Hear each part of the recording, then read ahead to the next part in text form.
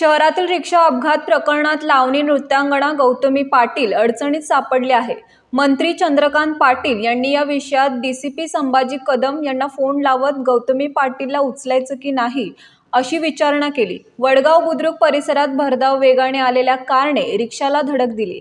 या अपघातातील वाहन गौतमी पाटील हिच्या नावावर आहे। त्यात रिक्षा चालक सामाजी मरगळे जखमी झाले आहेत।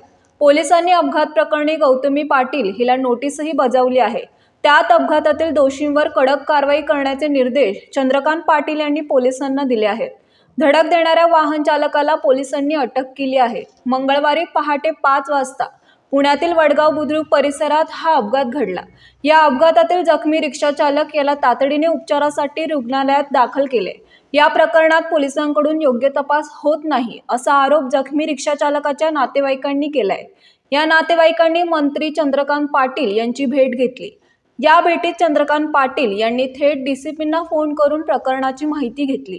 या वाहनात गौतमी पाटील होती की नव्हती, संबंधित चालकाला अटक करा, वाहन जप्त करा असे चंद्रकांत पाटलांनी पोलिसांना सांगितले। त्याशिवाय रिक्षा चालकाच्या उपचाराचा खर्च गौतमीला करायला लावा असंही पाटील यांनी म्हटलंय। अरे हो, पण ती गाडी कोणाची तरी आहे की नाही? हा हो, पण मग आता हा जो रिक्षावाला सिरियस आहे, चला तर तुम्ही म्हणाल की गौतमी पाटील नव्हती गाडीमध्ये, कोणीतरी ड्राईव्ह करत होतं का भूत ड्राईव्ह करत होतं? तो जो कोण ड्राईव्ह करत होता त्याला पकडायला लागेल ना। पकडला, केस दाखल केली, बरं मग तो कुठे आता?